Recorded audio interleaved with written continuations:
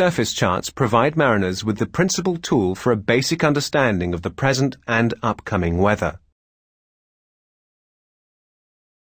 Let's have a closer look at surface charts, differentiating between the surface weather analysis and the surface weather prognosis.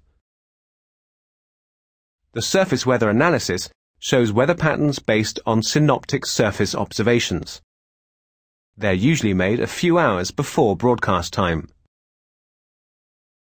The surface weather prognosis shows future weather patterns on a 12, 24, 36 and sometimes even a 72-hour forecast basis.